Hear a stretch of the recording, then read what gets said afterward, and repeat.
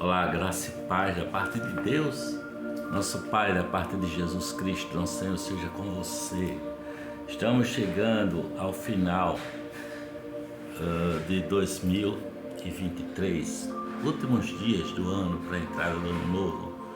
Desde já, eu já quero desejar que você tenha não só a passagem de ano, mas o ano todo, a vida inteira, de ressignificação da sua vida.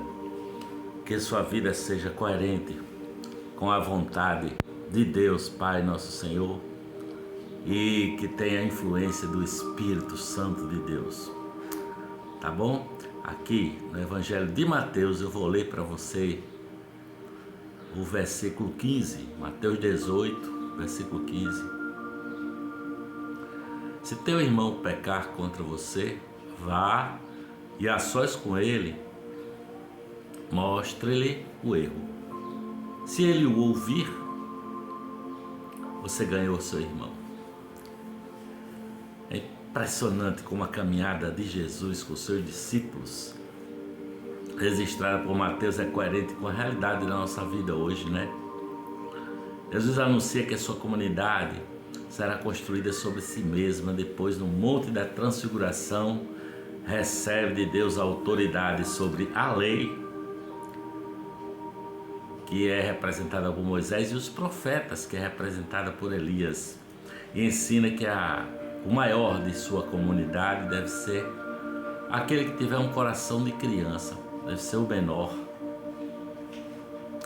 Agora começa a administrar a competição interna de seu grupo de discípulos e a nos ensinar sobre como agir quando surgem os conflitos de relações, né? O que fazer quando o irmão fizer o mal contra o outro, pecar contra o outro, quando a conduta ou as palavras de alguém machuca e fere uma pessoa dentro da comunidade? Como agir? O que fazer, né? Jesus diz: se o teu irmão pecar contra você, vá a sós e mostre-lhe o erro. Jesus orienta a acender uma luz para que a pessoa que nos ofendeu possa enxergar o que fez, né? Possa refletir. Às vezes pecamos contra as pessoas e nem percebemos, sabe? Não temos a sensibilidade de saber o mal que cometemos contra alguém. Da mesma forma, é bem possível que as pessoas façam mal contra nós e não percebam. Jesus recomenda falar, fale com a pessoa, acenda uma luz, ilumine a cena e diga para seu irmão: olha o que você fez, olhe o que você disse, analise, olha a situação que você criou, olhe como isso me machucou, como isso me feriu. Evidentemente, há pessoas que precisam de muito mais do que uma luz. Talvez seja necessário um refletor, um holofote para que consigam enxergar suas palavras e condutas perversas, não é? Seja como for, Jesus nos incentiva de qualquer maneira, não é? Jesus nos incentiva a ir até elas, jamais revelar ou dar de ombros, né? Quando as pessoas são importantes para nós e elas nos machucam, é importante dar a essas pessoas a oportunidade de enxergar o mal que fizeram,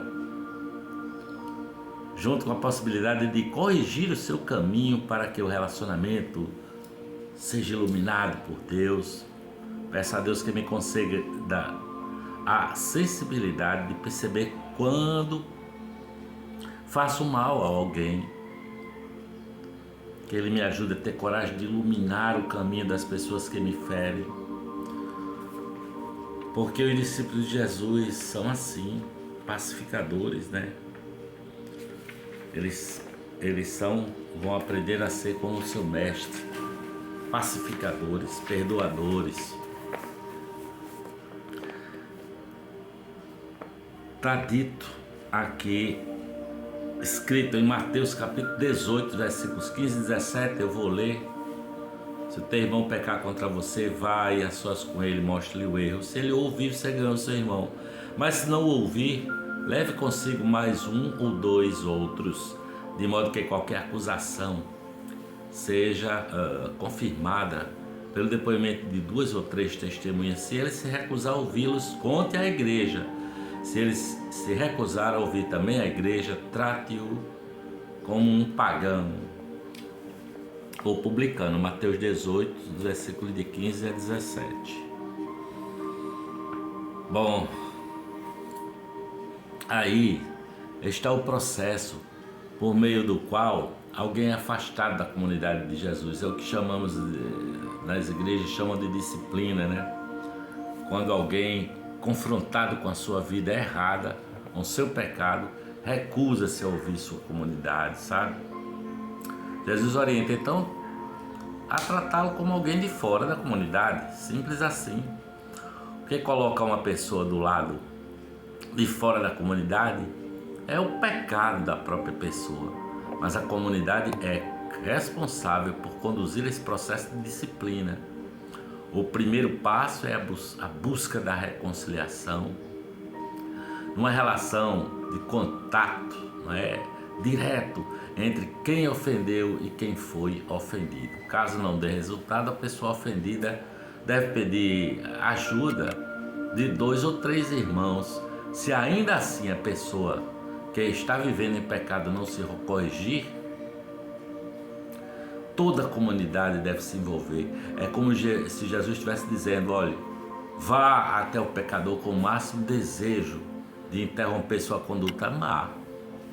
Sacudam o ofensor pelo ombro e digam: ei, pare de machucar as pessoas. Pare de ferir-se e de ferir a comunidade. A disciplina existe para o bem do pecador, sabe? Para o bem das pessoas que estão sendo machucadas por essa conduta má e para o bem da própria comunidade, no fim das contas, a fim de que alguém seja disciplinado na comunidade. 5 critérios devem ser observados. Em primeiro lugar, naturalmente, a pessoa precisa estar cometendo um pecado. Em segundo lugar, precisa tratar-se de um pecado mensurável. Não é possível estabelecer um processo de disciplina contra alguém por ser egoísta, orgulhoso ou vaidoso. Terceiro, deve ser um pecado praticado, ou seja, a pessoa deve estar realmente envolvida. E em quarto lugar, para que alguém seja disciplinado, é necessário que seu pecado seja praticado continuamente como um estilo de vida. E, por último, esse estilo de vida deve ter sido adotado voluntariamente, porque é preciso distinguir os irmãos fracos que lutam contra uma conduta inadequada dos cínicos que escolheram o pecado como estilo de vida e o praticam voluntariamente e continuamente. Os discípulos de Jesus não têm apenas olhos para enxergar seu próprio pecado, como também um coração generoso para ajudar aqueles que estão envolvidos em condutas destrutivas e autodestrutivas. A palavra de Deus diz assim, olha só, Mateus capítulo 18, versículos 18 e 20 diz assim: digo-lhes a verdade, tudo que vocês ligarem na terra será ligado no céu, e tudo que vocês desligarem na terra será desligado no céu. Também lhes digo que se 2 de vocês concordarem na terra em qualquer assunto sobre a qual pedirem, isso lhes será feito por meu Pai que está nos céus. Pois onde se reunirem 2 ou 3 em meu nome, ali eu estou no meio deles. Mateus capítulo 18, versículos de 18 a 20. O conjunto de interpretações de um rabino que o rabino possuía da lei era chamado de o jugo do rabino, sabe? O jugo do rabino, quando o rabino era reconhecido com autoridade suficiente para possuir seu próprio jugo e oferecer a seus discípulos uma interpretação da lei, a seus talmidim, Dizia-se que aquele rabino havia recebido as chaves do reino. Com as chaves do reino, o rabino poderia abrir e fechar, isto é, proibir e permitir. A partir daquele instante, o rabino poderia dizer o que era permitido e o que era proibido para que a lei fosse cumprida, sabe? Jesus está se valendo dessa tradição para dar a Pedro autoridade para ligar e desligar. Tanto isso quer dizer que Jesus transferiu sua autoridade para interpretar a lei. Jesus não está falando com Pedro individualmente, mas com a comunidade que será edificada sobre a confissão de Pedro.